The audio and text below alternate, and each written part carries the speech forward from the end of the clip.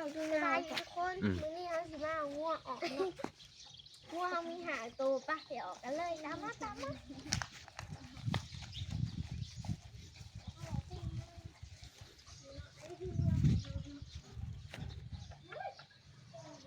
กเสื้อได้แล้วกับป้ายเนาะ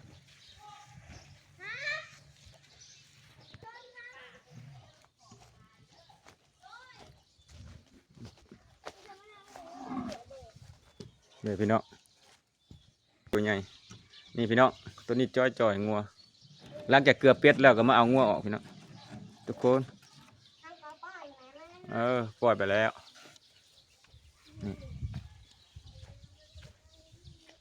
นี่งัวเพิ่นเดินนี่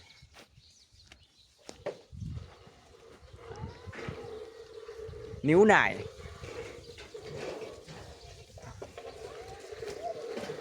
ภาษาจีนเอิ้นว่านิ้วหน่ายนิ้วแปลว่างัว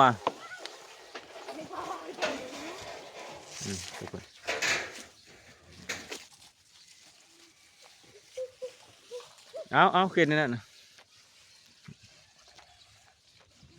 เอาไปชนหัวไปนี่ทุกคน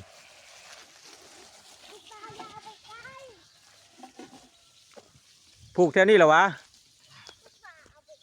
ผูกนี่แล้วเอางัวผูกนี่แล้วมันจะบกไก่กันนี่ทุกคนเอางัวมาเลี้ยงมาลามมาผูกไปกับบรรยากาศครึ้มฟ้าครึ้มฝนเอาผูกงัวเร็วมากทุกคนถ้าจะไปเอาแบบที่มันโหดๆเนาะนี่ทุกคนเพื่อนทุกคนผูกนี่ไหมนะผูกป่าเนาะผูก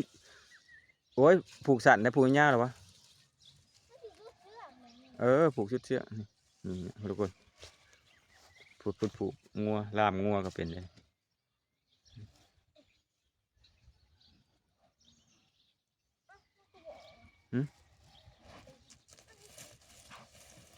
มันของบะ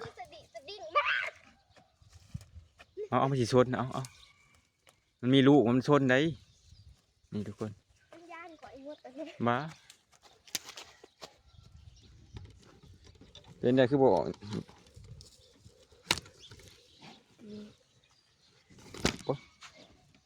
ลงเร็วมากพี่น้อง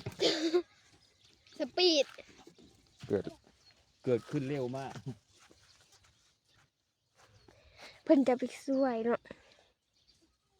หน้าตุกตาทำไมหมอกจังเลย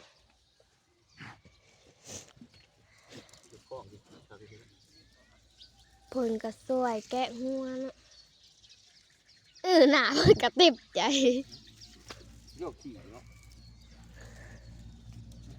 หน้าให้ลูกผูกเนาะจับหนามา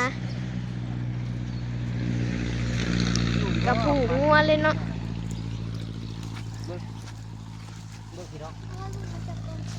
โอ้ยถูกเจ้ามันเมียนกี่แล้วเจ้ามันเมียน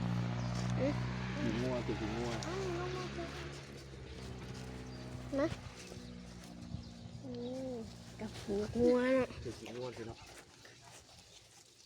ไปหมดว่าแหละพักวิดีโอ